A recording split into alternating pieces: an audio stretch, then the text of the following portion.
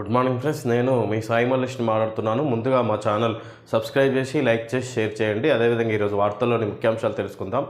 ఆంధ్రజ్యోతి దినపత్రిక, ఒలింపిక్స్పై కుట్ర, ఫ్రాన్స్లో హైస్పీడ్ రైల్ నెట్వర్క్పై దాడులు, ఒలింపిక్స్ ప్రారంభ వేడుకలకు ముందు 5 కీలక ప్రాంతాల్లో పట్టాల ధ్వంసం, రైల్వే కేబుళ్లు, సిగ్నల్ బాక్సులకు నిప్పు, వామపక్ష తీవ్రవాదులు, పర్యావరణ ఆందోళనకారులపై అనుమానాలు. రైల్వే స్టేషన్లో అంతరాయంతో పారిస్లోని ఓ రైల్వే స్టేషన్లో చిక్కుకున్న ప్రయాణికులు.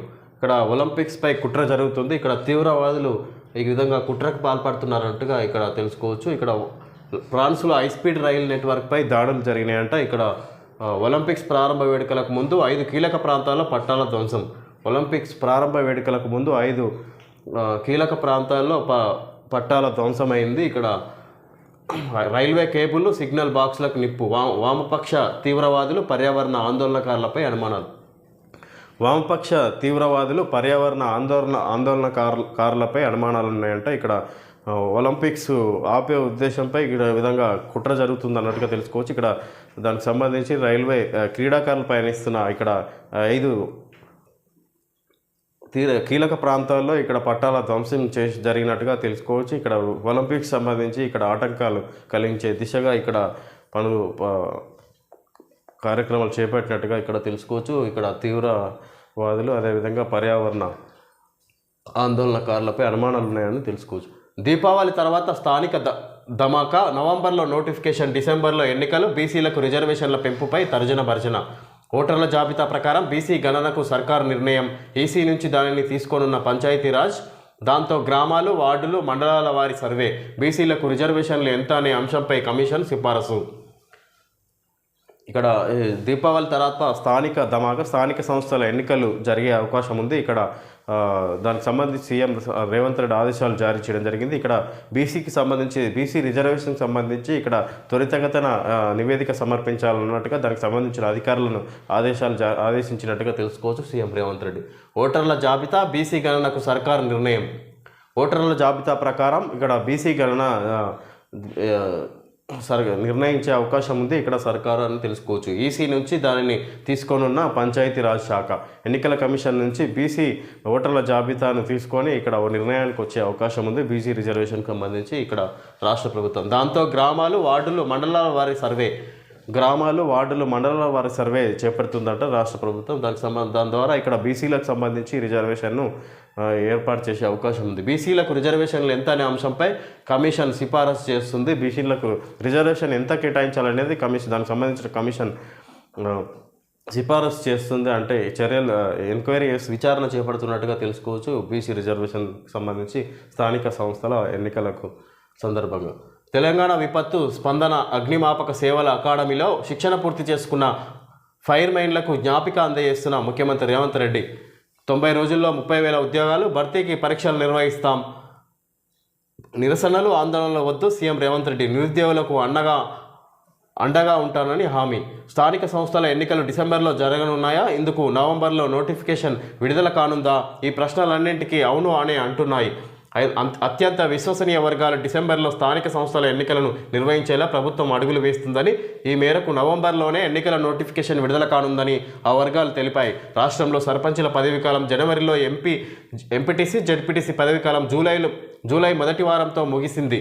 పదవీకాలాలు ముగిసేలోపు ఎన్నికలను నిర్వహించాలి, కొత్త వారిని ఎన్నుకోవాలి. సర్పంచుల పదవీకాలం ముగిసి ఇప్పటికే 6 నెలలు దాటేసింది. ఫలితంగా ఇక్కడ వారి సర్పంచ్, ఎంపీటీసీ, జెడ్పీటీసీ సర్పంచ్ల పదవీకాలం జనవరిలోనే ముగిసింది. ఇక్కడ ఎంపీటీసీ, జెడ్పీటీసీలది జూలై నెలలో ముగియడంతో ఇక్కడ వాళ్ళ పదవీకాలం ముగిసే లోపే ఇక్కడ స్థానిక ఎలక్షన్ నిర్వహించాలి.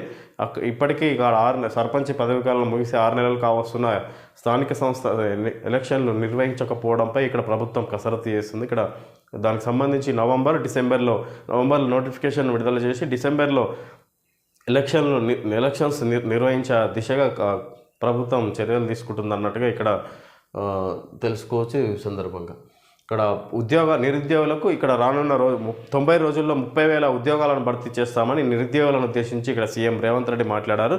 మీకు అండగా ఉంటానని హామీ ఇస్తున్నా అన్నట్టుగా ఇక్కడ తెలంగాణ విపత్తు స్పందన అగ్నిమాపక సిబ్బంది సేవల అకాడమీలో శిక్షణ పూర్తి చేసుకున్న ఉద్యోగులకు ఫైర్మెన్లకు జ్ఞాపిక అందజేస్తున్న సందర్భంగా ఇక్కడ సీఎం రేవంత్ రెడ్డి ఆ సమావేశంలో మాట్లాడినట్టుగా తెలుసుకోవచ్చు. ఇక్కడ నిరుద్యోగులను ఉద్దేశించి అదేవిధంగా స్థానిక సంస్థల ఎలక్షన్ల గురించి కూడా ఇక్కడ ఆదేశాలు జారీ చేసినట్టుగా తెలుసుకోవచ్చు. ఇక్కడ త్వరితగతిన ఎన్నికలు నిర్వహించాలన్నట్టుగా ఇక్కడ దానికి సంబంధించి కసరత్తు జరుగుతున్నట్టుగా తెలుసుకోవచ్చు.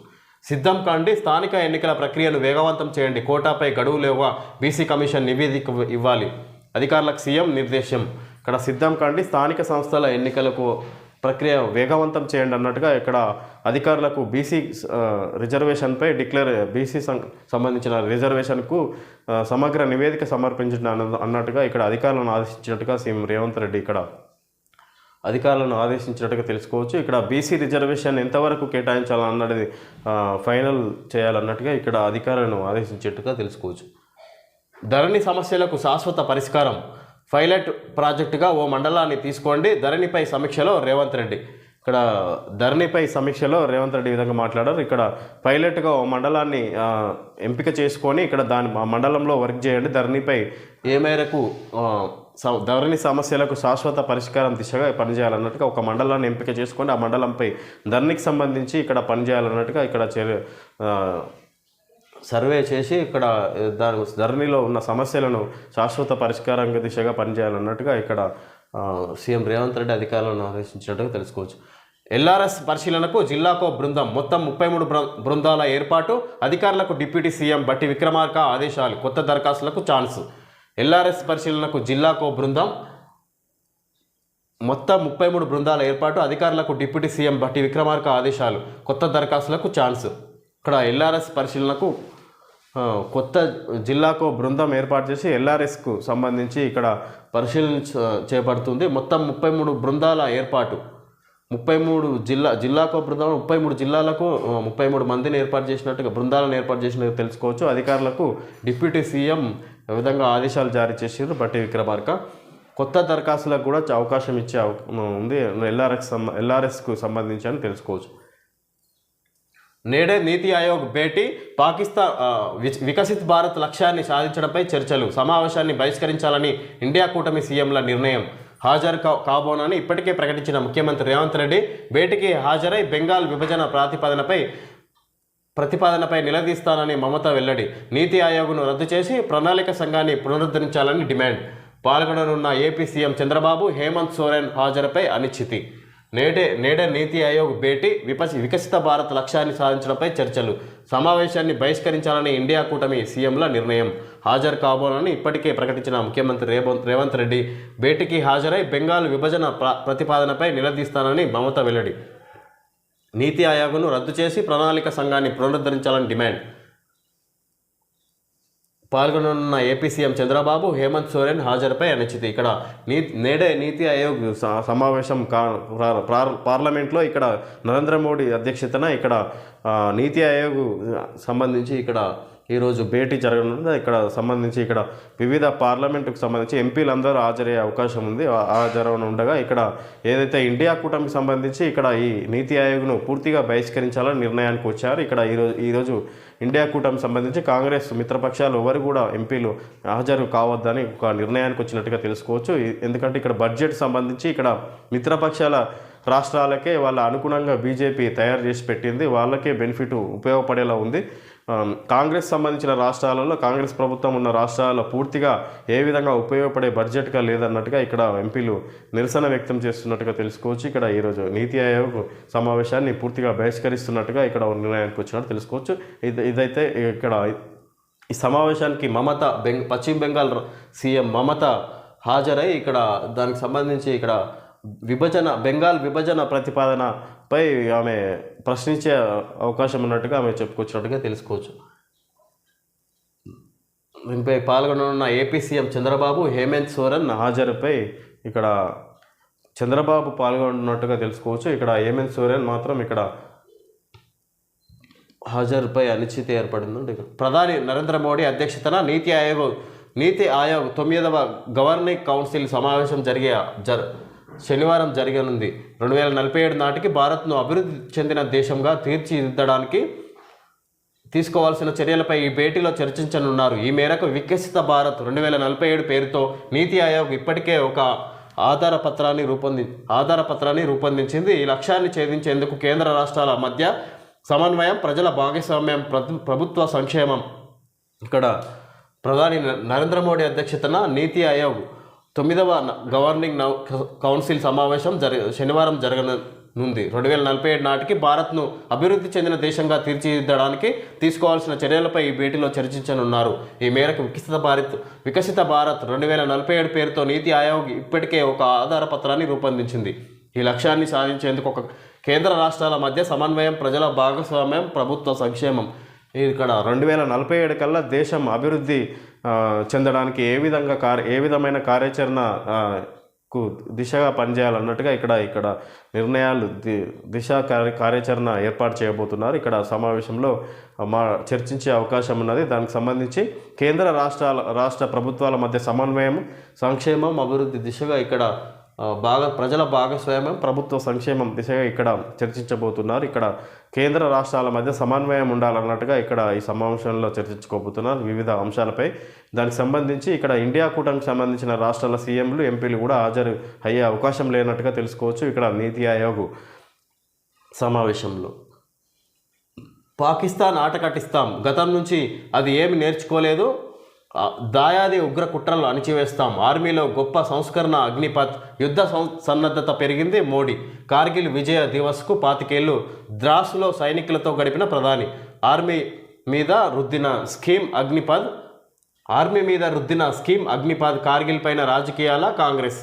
ఇక్కడ పాకిస్తాన్ ఆట కట్టిస్తాం, గతం నుంచి అది ఏమి నేర్చుకోలేదు, దాయాది ఉగ్ర కుట్రలు అణిచివేస్తాం, ఆర్మీలో గొప్ప సంస్కరణ, అగ్నిపథ్, యుద్ధ సన్నద్ధత పెరిగింది నరేంద్ర మోడీ, కార్గిల్ విజయ్ దివస్కు 25 ఏళ్లు, ద్రాస్లో సైనికులతో గడిపిన ప్రధాని. ఇక్కడ పాకిస్తాన్ ఆట కట్టిస్తాం, ఇప్పుడు మొదటి నుంచి కూడా వాళ్ళ బుద్ధి ఏం మారలేదు, పాకిస్తాన్ ఏం నేర్చుకోలేదు అన్నట్టుగా ఇక్కడ పాకిస్తాన్ గురించి ఇక్కడ మాట్లాడడం జరిగింది. నిన్న ఏదైతే ఉగ్రవాదులు గత జమ్మూలో జరిగిన యుద్ధం కారణంగా 25 సంవత్సరాలు నిన్నటికి 25 సంవత్సరాలు అయిన 25 ఏళ్ళు నిండిన కారణంగా వాళ్ళ జరిగి ఇక్కడ నిన్న ఆర్మీలను కలిసి ఇక్కడ వాళ్ళకు సంబంధించి ఇక్కడ సమావేశంలో మాట్లాడడం జరిగింది. ఇక్కడ పాకిస్తాన్ ఇప్పటికీ మారలేదు అన్నట్టుగా ఇక్కడ వాళ్ళ ఆట కట్టిస్తామన్నట్టుగా ప్రధానమంత్రి నరేంద్ర మోడీ మాట్లాడడం జరిగింది. అదేవిధంగా దాయాది ఉగ్ర కుట్రలు అణిచివేస్తాం, ఉగ్ర కుట్రలను కూడా అణిచివేస్తాం అన్నట్టుగా చెప్పుకొచ్చారు.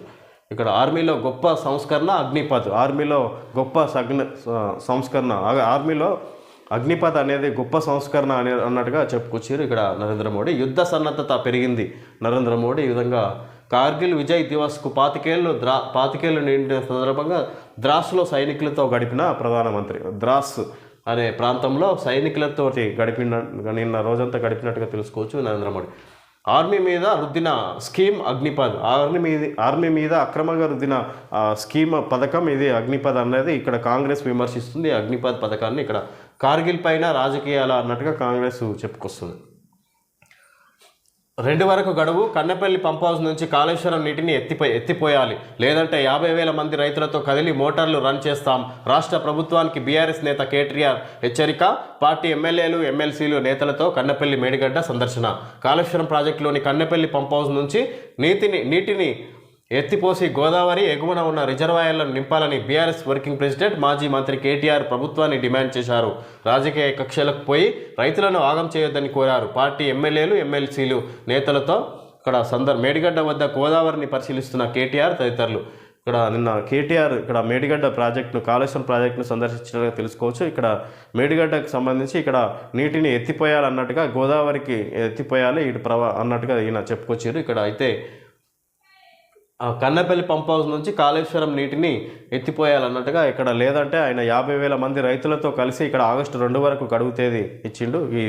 దీనికి సంబంధించి ఇక్కడ అప్పటి వరకు కూడా ప్రభుత్వం చర్యలు తీసుకోకపోతే, ఈ పనులు చేపట్టకపోతే ఇక్కడ 50,000 మందితో మేము కలిసి నీటిని మోటార్లు పెట్టి నీటిని వదులుతామన్నట్టుగా ఇక్కడ కేటీఆర్ చెప్పుకొచ్చారు. ఈ సందర్భంగా దీనికి సంబంధించి ఇక్కడ ఈ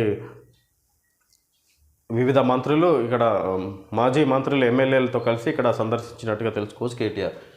ఎన్డీఎస్ఏ చెబితే బ్యారేజీల్లో నింపుతాం, నివేదిక వచ్చేదాకా నీటిని నిల్వ చేయం అన్నారం సుందిలలో నిల్వ చేస్తేనే నీటి పంపింగ్కు అవకాశం, మేడిగడ్డ కుంగినప్పుడే నీటిని ఖాళీ చేయాలన్న ఎన్డీఎస్ఏ. మేడిగడ్డ కుంగినప్పుడే నీటిని కాల్ చేయాలన్న ఎన్డీఎస్ఏ సిగ్గు లేకుండా మాట్లాడుతున్న కేటీఆర్ పేరును గోబెల్స్గా మార్చుకోవాలి. ఎల్లంపల్లి నుంచి మిడ్ మానేరుకు 2-3 రోజుల్లో పంపింగ్ మంత్రి ఉత్తమ్ కుమార్ రెడ్డి.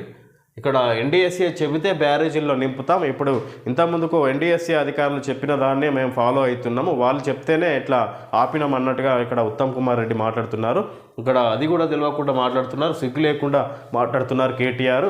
తన పేరును గోబెల్స్గా మార్చుకోవాలన్నట్టుగా ఇక్కడ విమర్శించారు కేటీఆర్ని. ఇక్కడ మేము ఎన్డీఎస్ఏ అధికారులు ఏదైతే చెప్తే అదే ఫాలో అవుతున్నాం. కేటీఆర్కి ఆ మాత్రం తెలియదా ఇక్కడ ఎవరిని మినిమం ప్రతిపాదనలు పాటించాలన్నట్టుగా ఇక్కడ ఉత్తమ్ కుమార్ రెడ్డి చెప్పుకొచ్చారు. నీటికి సంబంధించి ప్రాజెక్టులకు సంబంధించి Renault Kiger bold SUV stance ధర ప్రారంభం 5.99 లక్షలు. ఇక్కడ MA 808V అంటే ఇక్కడ వైర్లెస్ స్మార్ట్ ఫోన్ రెఫ్లికేషన్తో touch screen multi sense drive modes. ఇక్కడ రెనాల్ట్కి సంబంధించి కారు అడ్వర్టైజ్మెంట్. ఇక్కడ రెనాల్ట్ కైగర్ అని ఇక్కడ బోల్డ్ ఎస్యూవి అని ఇక్కడ ఎస్యూవిలో తీసుకొచ్చి రెనాల్ట్ కంపెనీ ఇక్కడ కారు అడ్వర్టైజ్మెంట్. ఓకే ఫ్రెండ్స్, ఈరోజు వార్తల్లోని ముఖ్యాంశాలు తెలియజేయడం జరిగింది. Thank you friends.